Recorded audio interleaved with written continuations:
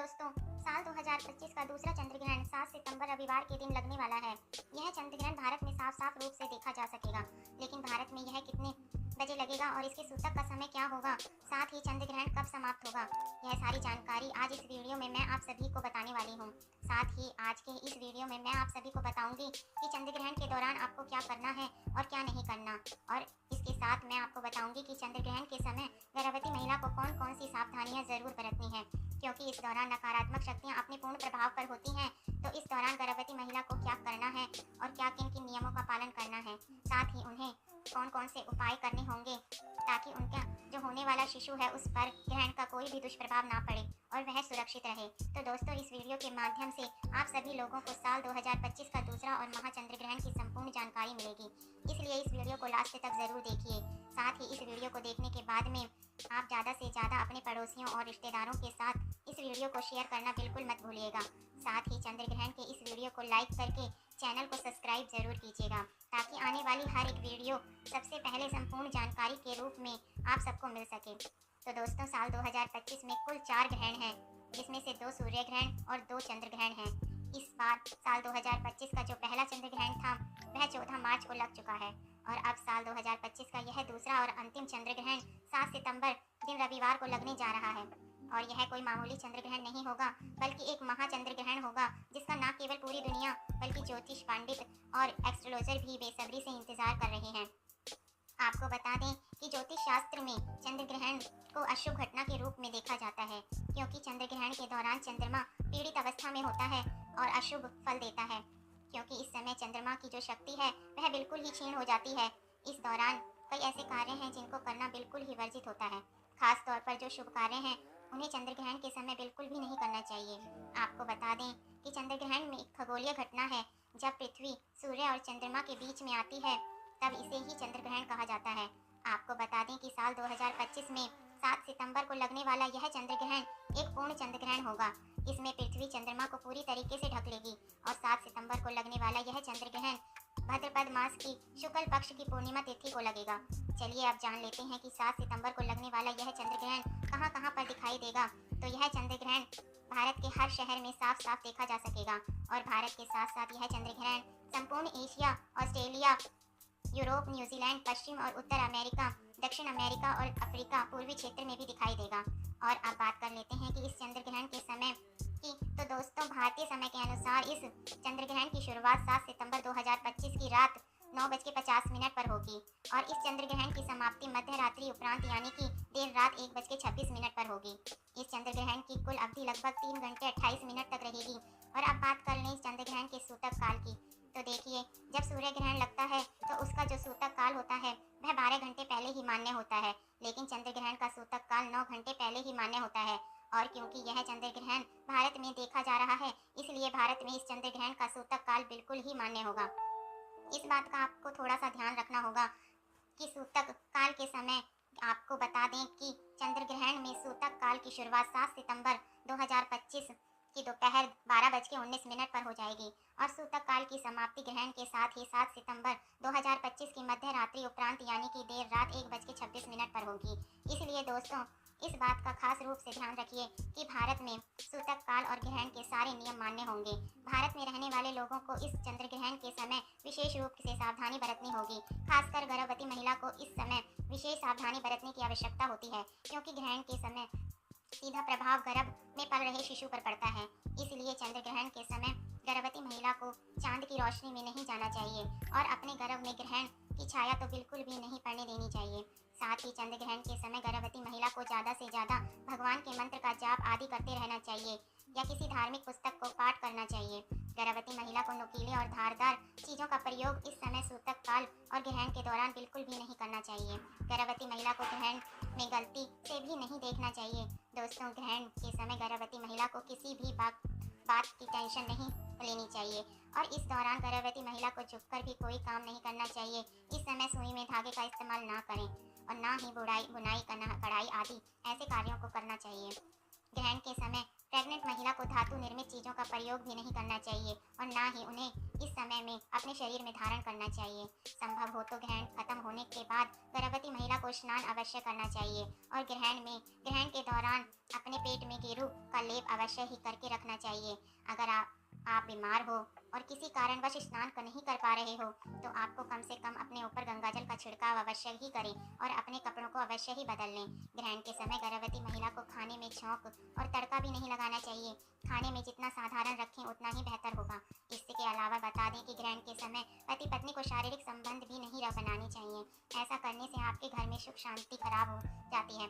यदि आपकी कुंडली में कोई दोष है तो इस समय ग्रहण के दौरान आप घर से बाहर ना निकलें, खासकर जिसकी कुंडली में राहु केतु का प्रभाव ज़्यादा हो। आपको बता दें कि ग्रहण के दौरान तेल मालिश भी नहीं करनी चाहिए। ऐसा करने से त्वचा संबंधी रोगों का सामना करना पड़ सकता है। दोस्तों, ग्रहण के समय तुलसी के पत्तों का विशेष महत्व होता है। इस समय तुलसी के पत्ते तोड़ना अशुभ माना जाता है। किसी भी चीज में खाने पीने की जो चीजें हैं उसमें तुलसी दल तोड़कर पहले से ही रख लें और फिर उन्हें जरूर ही डालें। इसके अलावा बता दें कि चंद्र ग्रहण के समय सभी लोगों को कुछ खास बातों का ध्यान रखना बहुत ही जरूरी है, क्योंकि चंद्र ग्रहण का नकारात्मक प्रभाव सभी लोगों के जीवन में देखने को मिलता है। ध्यान रखें कि चंद्र ग्रहण वाले दिन आपको तेल नहीं लगाना है। भोजन करना, खाना पीना और बाल काटना या ऐसे कोई भी कार्य आपको नहीं करने हैं। इस दौरान कपड़े धोना, बर्तन धोना, खाना बनाना और ताला खोलना और दंत मंजन करना, इन सब चीज़ों की मनाही होती है।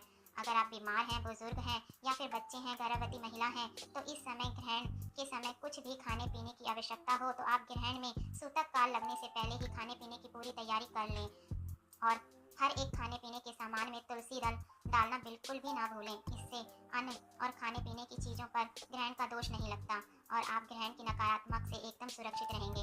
दोस्तों, इसके अलावा चंद्र ग्रहण के समय कोई भी शुभ कार्य नहीं करना चाहिए। आपको बता दें कि ग्रहण के दौरान पूजा पाठ करना भी निषेध माना जाता है। इस दौरान आरती, पूजा पाठ की सख्त मनाही होती है। इस समय मूर्ति को स्पर्श करना बिल्कुल ही वर्जित होता है। इसलिए इस समय प्राकृतिक सबसे ज़्यादा संवेदनशील स्थिति में होती है। यही कारण है कि इस दौरान पेड़ पौधे, फूल पत्ते तोड़ना बिल्कुल ही वर्जित होता है। इसके अनुसार चंद्र ग्रहण में नाखून काटना, बाल काटना, दाढ़ी बनाना अशुभ माना जाता है। आप ग्रहण के समय मांस, मछली, मदिरा आदि का सेवन भी ना करें। ग्रहण की अवधि में यह सब चीज़ें खाना पीना बहुत ही अशुभ माना जाता है। सिगरेट और शराब जैसी नशीले पदार्थ से भी आपको बचना चाहिए। ग्रहण के दौरान आपको किसी भी तरह का मनोरंजन भी नहीं करना चाहिए। कुछ लोग टाइम पास करने के लिए जुआ और ताश आदि खेलते हैं, जो कि बहुत ही गलत होता है। आपको बता दें कि ग्रहण के समय किसी दूसरे का दिया हुआ अन्न भी नहीं खाना चाहिए। ऐसा करने से उसका भार आपके ऊपर 12 सालों तक रहता है और आपके 12 साल के करे हुए पुण्य सब नष्ट हो जाते हैं। एक बात का ध्यान रखें कि ग्रहण के दौरान बाहर से भी खाना नहीं मंगाना चाहिए। इस दौरान सोना भी नहीं चाहिए, लेकिन गर्भवती महिला, बूढ़े और बच्चों पर यह नियम लागू नहीं होता है। दोस्तों, ग्रहण के समय जितना भी हो सके ईश्वर का ध्यान करना चाहिए। ग्रहण के समय लड़ाई झगड़ा भी नहीं करना चाहिए। इस दौरान झूठ, कपट, बुरे विचारों से परहेज करना चाहिए। ग्रहण के समय मन और बुद्धि पर पड़ने वाले कुप्रभाव से बचने के लिए आपको ज़्यादा से ज़्यादा भगवान का नाम और जाप करना चाहिए। किसी मंत्र का भी जाप आप कर सकते हैं। ग्रहण के समय चंद्रमा जी के मंत्रों का जाप करें। एक मंत्र मैं आप सभी को बता देती हूँ, इसे आप नोट कर लीजिए और चंद्र ग्रहण के दौरान आप इस मंत्र का जाप करें। ओम चंद्रदेवाय नमः, ओम चंद्रदेवाय नमः। या फिर एक मंत्र और बताती हूँ, आप उसका जाप करें। ओम सोमाय नमः, ओम सोमाय नमः। मंत्र का जाप आप कर सकते हैं। ग्रहण समाप्त होने के बाद आप गंगाजल डालकर स्नान करें। पूरे घर में झाड़ू और पोछा लगाएं। गंगाजल का छिड़काव घर के मंदिर से लेकर घर के हर एक कमरे में जरूर करें। इसके बाद आप किसी भी जरूरतमंद गरीब या ब्राह्मण को अन्न, धन और वस्त्र का दान करें। इससे आपको पुण्य की प्राप्ति होगी। और अब बात कर लेते हैं चंद्र ग्रहण के दौरान आपको किन उपायों को करने से आपके जीवन में हर प्रकार के कष्टों से मुक्ति पा सकते हैं और अपनी मनचाही इच्छाओं को पूर्ण करवा सकते हैं। देखिए, इस दौरान प्रकृति बहुत ही संवेदनशील होती है। इस दौरान किया गया कोई भी उपाय कभी विफल नहीं जाता। तो इस समय आपको धन लाभ के लिए ग्रहण करने के लिए श्री सूतक के समय श्री सूतक जी का पाठ करें। इससे धन में कई तरीके का लाभ होते हैं और पैसे रुपए से जुड़े हुए जितने भी बैंक बैलेंस में आपके ब्लॉकेज होती है वह सब खुल जाती है। आपकी कुंडली में लगे हुए जो दोष होते हैं वह सब खुल जाते हैं। सुख समृद्धि के लिए ग्रहण के समाप्त होने के बाद आप गाय माता को गुड़ और रोटी अवश्य ही खिलाएं। इससे घर में सुख और समृद्धि की प्राप्ति होती है। नजर दोष की मुक्ति के लिए ग्रहण के समय काले तिल और सरसों के तेल का दीपक पीपल के वृक्ष के नीचे जरूर जलाएं। इससे नजर दोष की समस्या से आपको मुक्ति मिलेगी। चंद्र के दोष और कुंडली में मंगलिक दोष के लिए आपको चंद्रमा जी के सामने दिया जोड़ना है। ग्रहण के समय आपको चंद्रदेव जी के मंत्रों का जाप करें और चांदी के बर्तन में दूध भरकर शिवलिंग पर अर्पित करें। इससे चंद्र दोष बिल्कुल ही समाप्त हो जाता है। स्वास्थ्य हेतु अगर आपके घर परिवार में कोई बहुत ही ज्यादा बीमार रहता है तो ग्रहण समाप्त होने के बाद स्नान कर गंगा जल छिड़कें और भगवान विष्णु का ध्यान करें। नौकरी और व्यापार में वृद्धि के लिए या सरकारी नौकरी की प्राप्ति के लिए या फिर किसी दूसरी नौकरी में अगर आप प्रमोशन चाहते हैं, अगर आप तरक्की करना चाहते हैं, तो ऐसे में चंद्र ग्रहण की समाप्ति के बाद तुलसी माता के पास आप एक शुद्ध घी का दीपक लगाएं। इसके साथ ही वहां पर कुछ अक्षत और रोली भी जरूर रखें। इसके बाद आपकी नौकरी और व्यापार में जो भी दुविधा आ रही है, जो भी विपत्ति आ रही है, वह बिल्कुल ही दूर हो जाएगी। तो दोस्तों, अब बात कर लेते हैं भाग्यशाली राशियों की जिनका जीवन में चंद्र ग्रहण के बाद पूरी तरह से बदलने जा रहा है। इस ग्रहण के बाद 9 ग्रहण आपकी कुछ राशियों को प्रभावित करेंगे, जिसका प्रत्यक्ष और अप्रत्यक्ष प्रभाव 12 की 12 राशियों पर पड़ेगा। यानी कि चंद्रदेव की कृपा से 12 राशि वाले इस चंद्र ग्रहण के बाद करोड़पति बनने वाले हैं। सबसे पहला भाग्यशाली राशि मकर राशि। अगर आप मकर राशि के हैं और लंबे समय से नौकरी की तैयारी कर रहे हैं तो आपकी नौकरी लग जाएगी। आपका बंद पड़ा व्यापार चल पड़ेगा। आपके नवग्रह आपका साथ देना शुरू कर देंगे। आपका शुक्र ग्रह भी आपका साथ देगा और शुक्र ग्रह व्यक्ति के जीवन में धन और संपदा से जुड़ा होता है। कहने का मतलब है कि मकर राशि वाले भी इस चंद्र ग्रहण के बाद धन संबंधी जो भी निर्णय लेंगे और उस निर्णय से उनको जो भी फायदा मिलेगा, उससे उनके जीवन में अनेक प्रकार के रास्ते खुलने जा रहे हैं, जहां से आपको धन की प्राप्ति होगी और आप अपना धन भी कहीं पर भी निवेश करेंगे, उस निवेश से आपको फायदा होगा। आने वाले समय चंद्र ग्रहण के बाद आपको किसी भी काम में बहुत ही प्रॉफिट होने वाला है। यह चंद्र ग्रहण राशियों के लिए कल्याणकारी और शुभ साबित होने वाला है। अगली खुशनसीब राशि है मेष राशि। अगर आप मेष राशि के हैं और लंबे समय से नौकरी की तैयारी कर रहे हैं तो आपको नौकरी लग जाएगी। अगर आप नौकरी कर रहे हैं और प्रमोशन की तैयारी कर रहे हैं तो आपको प्रमोशन होगी। प्रॉपर्टी के और वाहन खरीदने में आपके योग बन रहे हैं। अगर आप विद्यार्थी हैं तो यह बात भी आपको काफ़ी अच्छी सिद्ध होगी, क्योंकि विद्यार्थियों को बाहर जाकर पढ़ाई करने का मौका मिलेगा। मेष राशि वाले लंबे समय से कई सारी दुविधाओं में फंसे हुए थे, लेकिन जब आपकी यह दुविधा आपके सामने धीरे धीरे खत्म होना शुरू हो जाएगी। चंद्रदेव की कृपा से आपकी कुंडली में चंद्र ग्रह की स्थिति बहुत ही अच्छी होने वाली है। आपके जीवन में काफ़ी अच्छा मौका आने वाला है। अब आने वाले समय में आपको अनेक प्रकार की सफलताएं प्राप्त हो सकती हैं। अगली खुशनसीब राशि है धनु राशि। अगर आप धनु राशि के हैं और लंबे समय से बीमार चल रहे हैं तो चंद्र ग्रहण के बाद आपके स्वास्थ्य में सुधार आना शुरू हो जाएगा। लंबे समय से अगर आप अपने दुर्भाग्य की वजह से परेशान थे तो आपका दुर्भाग्य आपसे दूर हो जाएगा। करियर कारोबार में आपको उन्नति देखने को मिलेगी।